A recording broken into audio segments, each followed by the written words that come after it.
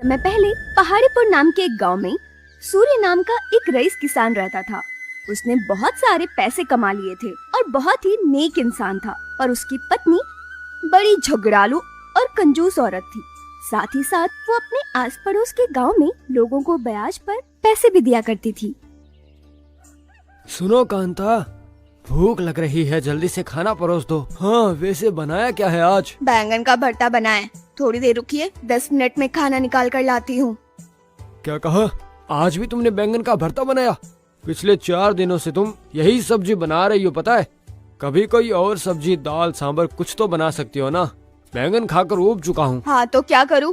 घर में उगे हुए इन बैंगनों को सड़क पर फेंक तो नहीं सकती ना। इसे कोई खरीद भी तो नहीं सकता है। हर किसी के घर पे सब्जियाँ उगी है। हमें किस चीज की कमी है जो घर की सब्जियों को बेचना पड़ रहा है? बाहर से कोई सब्जी खरीद कर तुम घर पे लाकर अच्छे से बना सकती हो ना। ना घर पर दाल बनती है और ना कभी तुम मुर्गी बनाती हो। इतना कमाने के बाद भी कभी ढंग का खाना नहीं खा पाते। तुम्हारी कंजूसी के चलते तुमने अपना पेट तो काट ही रखा है और साथ में हमें भी घसीट रही हो। क्या दुनिया से जाते वक्त सब साथ लेकर जाओगी? कितने बिजी हो तुम? खाना खाने के लिए बैठ जाओ तो तभी दुनिया भर के काम याद आएंगे। हमेशा खाने के टाइम पर ही किटपिट करते रहते हो तुम। और क्या मैंने कभी मुर्गी नहीं पकाई? महीने में एक बार मुर्गी तो बनाती हूँ। हमसे अच्छा तो खाना हमारे यहाँ काम करने वाले मजदूरों के घर पर हमेशा बनता है, पता है? हमारे पास इतनी जायदाद है फिर भी खाना ढंग का नहीं मिलता। 2 ही तो बेटे हैं हमारे, उनकी भी शादी कर दी हमने। अब हमें किसकी जरूरत है? हाँ हाँ, आप तो ऐसा ही कहेंगे। मेरी बचत की आदत से आपकी जायदाद दुगनी हुई है। कांता भाभी, ओ कांता भाभी। रुको, कोई मुझे बुला रहा है। कौन है? मैं अभी आती हूँ देखकर। हाँ जाओ जाओ। और कौन होगा? कोई ब्याज पर पैसे लेने आया होगा। ना जाने हमारे पास किस चीज की कमी रह गई है जो तुम ब्याज पर पैसे जोड़कर और भी ज्यादा पैसे कमाना चाहती हो। हाँ बताओ, कैसे आना हुआ सुभाष भाई? कुछ काम था आपको? दरअसल भाभी, मुझे 10 रुपए उधार चाहिए थे, इसलिए आपके पास आया हूँ। अच्छा, 10 रुपए क्या ऐसे ही आ जाते हैं? कहाँ से लाऊंगी मैं 10 रुपए? अच्छा ठीक है, तुम्हारे पास गिरवी रखने को कुछ है? ये लो भाभी, मैं तांबे का लोटा लाया हूँ। छी, ये तो वही लोटा है जो तुम सुबह सुबह खेत में लेकर जाते हो। इसे गिरवी रखोगे तो क्या ले जाओगे? चलो ठीक है, लाओ। ये रखो तुम 9 रुपए और 1 रुपए ब्याज काट कर दे रही हूँ। वैसे बताओ, असल कब दोगी? मैं 2 हफ्तों में लौटा दूंगा भाभी, और अगर ना लौटा पाया तो आप इसे अपने पास रख लेना। हाँ हाँ ठीक है, जाओ।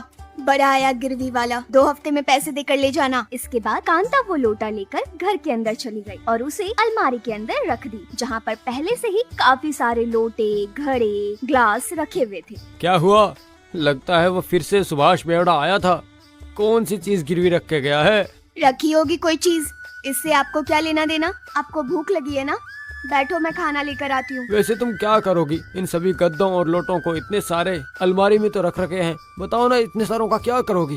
इस तरह बड़बड़ाते हुए सूर्या ने भोजन किया और थोड़ी देर आराम करने के लिए आंगन में चला आया। कांता जी, कांता जी। क्या हुआ बेटा, कैसे आना हुआ? क्या बात है, बताओ। क्या बताऊं कांता जी, मेरे पति किसी काम से शहर गए हुए हैं और उन्हें जाकर 1 महीना हो चुका है। कहते हैं कि उन्हें 1 और महीना लगने वाला है अभी वापस आने में। घर में फूटी कौड़ी नहीं है, बच्चे घर में भूख से तड़प रहे हैं। अगर आप मुझे बस 50 रुपए उधार दे देते तो मैं अपने घर जाकर कुछ अनाज लेती आऊंगी। जैसे ही मेरे पति लौट आए, ब्याज सहित आपको वापस कर दूंगी। दया करके मुझे पैसे दे दो। 50 क्या, 100 रुपए लेकर जा, मुझे क्या है। वैसे ये बताओ, गिरवी रखने के लिए क्या लाई हो? बिना गिरवी के पैसे नहीं मिलेंगे। नहीं कांता जी, गिरवी रखने के लिए मेरे पास कुछ भी नहीं है। मेरे पास जो भी सोना था वो पहले ही रख चुकी हूँ। अगर तुम्हारे पास गिरवी रखने के लिए कुछ नहीं है तो मैं तुम्हें पैसे नहीं दे सकती। जाओ यहाँ से तुम। कांता जी, मैं आपके आगे हाथ जोड़ती हूँ, मुझ पर दया कीजिए। मेरे बच्चे भूख से तड़प रहे हैं। मेरे पति के वापस आते ही मैं आपको सारे पैसे लौटा दूंगी। दया कीजिए। ऐसे गाँव वालों की मजबूरी सुनकर मैं अगर पैसे देती रही तो भीख मांगना पड़ेगा। तुम जाओ यहाँ से। इस तरह सीता के कई बार विनती करने पर भी कांता ने उसे पैसे देने से इनकार कर दिया। वो बेचारी सीधी साधी निराश होकर चली गई। बेटा सीता, तुमने 50 रुपए मांगे थे ना, ये लो मैं तुम्हारे लिए लेकर आया हूँ। साहब जी, क्या आपको भाभी जी ने ये पैसे देने को कहा है? नहीं बेटा, तुम्हारा दर्द देखकर ही दे रहा हूँ मैं ये पैसे। तुम्हें इसका ब्याज देने की कोई जरूरत नहीं है, ठीक है? तुम्हारे पति जब आ जाए तब तुम लौटा देना। जाते जाते रास्ते से कुछ अनाज लेके जाना और बच्चों को बनाकर खिला देना। साहब जी, आप कितने अच्छे हो। मैं अभी यही सोचते हुए जा रही थी कि मेरे बच्चों का क्या होगा। आपने भगवान की तरह आकर मेरी मदद की है साहब। मैं जल्द ही आपके पैसे लौटा दूंगी। जब सूर्या उसे पैसे देकर लौट रहा था तो बड़ी बहू ने उसे देख लिया। तो बेटा तुमने सब कुछ देख लिया, अब क्या करूं? कुछ नहीं, तुम्हारे सासू माँ के किए पापों को धोने की कोशिश कर रहा हूँ। उस बेचारी सीता के 2 छोटे बच्चे हैं, उन भूखे बच्चों को अगर कुछ पैसे दे देती तो क्या बिगड़ जाता। पापा जी, मैं आपके बारे में सब जानती हूँ और सासू माँ पैसे छिपा कर रखती है और आप दान में देते हो। फिक्र मत कीजिए, मैं ये बात सासू माँ को नहीं बताऊंगी। बेटा तुम बहुत समझदार हो। खैर छोड़ो, रईस बहू रानी कहाँ है? आज तुमने उनके लिए क्या बनाया है? जो सासू माँ ने बनाया है वो उसे पसंद नहीं है। आज मैंने करेला फ्राई बनाया है पापा जी, वही आराम से बैठकर खा रही हूँ। कम से कम वो अपनी झूठी थाली तो धोती, या वो भी तुम करती हो? मैं ही धोती हूँ पापा जी, अब क्या करूँ? अगर सासू माँ ने उन्हें बर्तन धोते हुए देख लिया तो मुझे ताना जरूर मारेंगी। इससे तो अच्छा है मैं ही सारे काम कर लूँ, सारे बर्तन धुल लूँ। क्या कहूँ बेटा, पैसों से जितना उसे मोह है उतना इंसानों से नहीं है। उसके मुंह लगने के डर से ही तो मैं यहाँ चुपचाप बैठा रहता हूँ। बड़ी बहू लक्ष्मी उनसे बात करके जब घर के अंदर जा रही थी तभी उसने देखा छोटी बहू लवीना अपनी जूठी थाली धो रही है। अरे अरे, तुम क्यों काम कर रही हो बेटा? तुम जूठी थाली क्यों धो रही हो? और वो लक्ष्मी कहाँ गई? अरे लक्ष्मी कहाँ गई? हाँ, तुझे मैंने कितनी बार कहा है कि छोटी बहू से काम मत करवाया कर। मम्मी जी, मैंने उससे कहा था कि खाने के बाद, लेकिन इसने मेरी बात नहीं सुनी और खुद ही काम करने लगी। मम्मी जी, आप दीदी को क्यों डांट रही हो? अगर मैंने अपनी जूठी थाली धो ही ली तो इसमें क्या गलत है, बताइए। ये तुम कैसी बातें कर रही हो बेटा? तुम्हारे पिताजी तो कितने रईस हैं। तुम्हारे घर पर तो काम करने के लिए नौकर होते हैं। क्या तुमने कभी घर पे काम किया? अगर तुम्हारे पिताजी को इस बारे में पता चल जाए तो क्या सोचेंगे? इस बड़ी से तुम्हारी क्या बराबरी? ये तुम्हारी तरह दहेज लेकर थोड़ी आई है। मेरे भोले भाले बेटे को अपने प्रेम के जाल में फंसा कर आई है। इसने बिना दहेजी मेरे बेटे से शादी कर ली है। घर का काम करना इसका फर्ज है। अच्छा मेरी बात सुनो लवीना, तुम जाओ, मैं काम कर लूंगी। सासू माँ आप भी जाइए। देख नाटक कितना अच्छा करती है। अगर अगली बार इसे काम करते हुए देखा ना तो देख लेना मैं क्या हाल करूंगी तेरा। तो इस तरह घर के सारे काम घर की बड़ी बहू लक्ष्मी ही करती थी और छोटी बहू लवीना अपने साथ बहुत सारा दहेज लेकर आई थी, इसलिए वो सासू माँ की चहेती थी और आराम से रहती थी। लक्ष्मी, मैंने सुना आज फिर से माँ तुम पर चिल्लाई। अगर तुम उसकी बात मान लो तो ये सब मुझे पता नहीं होगा। मैं चाहे जो भी कर लूँ आपकी माँ को अच्छा नहीं लगेगा, क्योंकि मैं दहेज में पैसे लेकर नहीं आई ना। मैं कुछ भी पूछूं तुम पैसों की बात बीच में लाती हो। खैर तुम जानो और माँ जाने। कुछ दिनों बाद यूं बीच रात में कांता इस दुनिया से चल बसी। उसे अपने साथ ले जाने के लिए खुद यमदूत आए। जब यमराज नीचे आए तो कांता ने उन्हें देखकर कहा कि ए, कौन हो तुम और यहाँ क्या कर रहे हो? मेरे घर से बाहर चले जाओ। शांत हो जाओ, आज के बाद तुम्हें हमारे साथ ही रहना होगा। तुम्हारा जाना तो तय है, मैं यहाँ से तुम्हें ले जाने ही आया हूँ। ये तुम कैसी बात कर रहे हो? तुम दिखने में ही इतने भयानक हो, मैं तुम्हारे साथ कैसे रह सकती हूँ? कांता, अब तुम ये सारी बातें छोड़ दो। अगर तुम तैयार हो तो हम चले। अब तुम्हारा यहाँ पर कोई काम नहीं है, तुम मर चुकी हो कांता। मैं यमराज का भट हूँ, तुम्हें अपने साथ नरक में ले जाने के लिए आया हूँ। क्या कहा? मैं मर चुकी हूँ? मैं तो कल रात आराम से सो रही थी। रात में बैंगन की सब्जी से खाना खाया है। ऐसे कैसे मर सकती हूँ मैं? ये कैसे हो सकता है? इसी को विधि का विधान कहते हैं। अब तुम्हारा धरती पर समय खत्म हो गया है, चलो चलते हैं यहाँ से। हाय, मैंने बहुत सारा धन छिपा के रखा है और साथ ही साथ गांव में बहुत से लोगों को ब्याज भी दिए हैं और इसकी जानकारी मेरे घर वालों को नहीं है। मैं अपने घर वालों को सब बता कर आती हूँ, मुझे थोड़ा सा समय दीजिए। अब तुम इनसे चाहे जो भी कह लो, ना तो ये तुम्हें सुन पाएंगे और ना ही तुम्हें देख पाएंगे। तुम हमारे साथ चलने के लिए इतनी घबरा क्यों रही हो? तुम्हारा समय यहाँ पर खत्म हो चुका है। मुझे बस एक दिन का समय दे दीजिए, मैं यहाँ का सारा काम निपटा कर आऊंगी। बस एक दिन। तुम एक दिन की क्या बात कर रही हो? तुम यहाँ पर 11 दिनों तक रहकर देख लो, कुछ भी हो रहा है उसे तुम देख सकती हो। उसके बाद तुम खुद ही हमसे कहोगे कि मुझे यहाँ नहीं रहना, मुझे अपने साथ ले जाओ। तो आज से तुम्हारे पास पूरे 11 दिन है। तुम जब भी यहाँ से जाने के लिए कहोगी हम यहाँ से चले जाएंगे। मेरी बात तुमको समझ तो आई ना? ओहो, ये बहुत अच्छी बात है। आपने मुझे 11 दिन का समय दिया है, इतना काफी है। जब अगले दिन सुबह हुई तो उसका पति सूर्या वहाँ आया और उसने देखा। अरे आज क्या हो गया, सुबह के 5 बज चुके हैं और अभी तक कांता उठी ही नहीं। ए कांता, कांता उठ जाओ। कांता क्या हुआ, क्या हुआ है कांता, उठ जाओ। अरे उठो, 5 बज चुके हैं। अरे उठ जाओ, आखिर कर क्या रही हो। अब कहाँ की कांता, वो तो कल रात ही मर गई। अब ना तो ब्याज लेगी ना असल। अब मैं उठने वाली नहीं हूँ, सबको मेरी मौत की खबर दे आओ। अरे इतना उठाने पर भी नहीं उठ रही है, इसे हो क्या गया है? इसकी तो सांसें भी नहीं चल रही है। अरे राजन, छोटे जल्दी आओ। देखो बेटा, तुम्हारी माँ कोई हलचल नहीं कर रही है, इसे क्या हो गया? रुकिए रुकिए, मैं अभी डॉक्टर को बुलाता हूँ। फिर छोटा बेटा जाता है और डॉक्टर को बुला लाता है। डॉक्टर आता है और कांता की जांच करता है। कांता जी तो अब नहीं रही, इन्हें गुजरे हुए अभी 2 घंटे बीत चुके हैं। इसके बाद जल्द ही पूरे गांव को इस बात का पता चलता है। सभी गांव वाले उसके घर पर इकट्ठा हो जाते हैं। कांता के परिवार वाले काफी दुखी थे। अरे कल तक तो कांता भाभी बिल्कुल ठीक ही थी। मैंने इन्हें राजू की दुकान पर देखा था, वहाँ पर कुछ बहस कर रही थी। और क्या ही होगा, कांता ने उसे ब्याज पर पैसे दिए होंगे, उसने समय पर उसे नहीं लौटाए होंगे, इसलिए उससे बहस कर लिएगी। और क्या हो सकता है फिर? और तुम्हें क्या लगता है इतने सारे लोग यहाँ कांता के लिए आए हैं? नहीं, सूर्या जी के लिए आए हैं। वैसे तू इतना दुखी क्यों हो रहा है?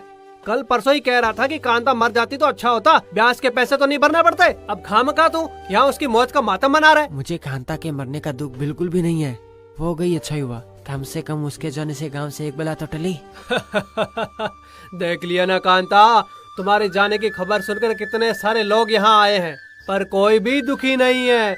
वो सब तुम्हें गाली दे रहे हैं और कह रहे हैं कि मर गई तो अच्छा हुआ, और किसी भी आदमी को तुम्हारे ब्याज के पैसे नहीं भरने पड़ेंगे, समझ गई? ए लड़की, तूने कितनी बार आके मुझसे पैसे लिए हैं? जब भी तुझे पैसे की जरूरत पड़ी, हर बार तुझे मैंने पैसे दिए हैं, और आज तू मेरी मौत पर खुश हो रहा है। जिंदा होती ना तो तुझे बताती, अभी मैं सबक सिखाती तुझे। हाँ, तुम तो ऐसा कह रही हो जैसे तुमने उसे पैसे ऐसे ही दे दिए हो।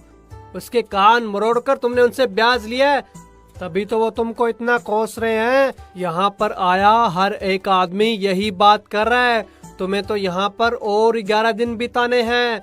अभी देखो आगे आगे और क्या सुनने को मिलता है। इनकी तो छोड़ो, अंदर चलो और देखो कि तुम्हारे बहुएं तुम्हारे बारे में क्या बात कर रही है। इसके बाद कांता घर के अंदर चली गई। इनके पास काफी गहने थे, जरूर इन्होंने अलमारी में रखी होगी, लेकिन चाबी हमेशा अपने कमर में रखती थी ये। दीदी, मैं अभी जाकर अलमारी में देखती हूँ और सारे गहने लेकर आती हूँ। लवीना, ये सब कोई टाइम है ऐसी बातें करने का? वो सब तो हम बाद में देख लेंगे। अगर ससुर जी ने सुन लिया तो पता नहीं क्या सोचेंगे। शांत हो जाओ। कौन क्या सोचेगा दीदी? सासू माँ के जाने से मुझे नहीं लगता कि घर में कोई दुखी है ना? और अगर हम लोग अभी चाबी नहीं निकालेंगे तो कब निकालेंगे बताइए? कुछ देर बाद तो अंतिम संस्कार का काम चालू हो जाएगा। देखो, तुम इस तरह की बातें मत करो। अभी अभी तो सासू माँ इस दुनिया से गई हैं और तुम हो की। आय हाय, मैंने तो अपनी छोटी बहू को कितना ज्यादा प्यार किया था, लेकिन देखो ये कैसी बात कर रही है।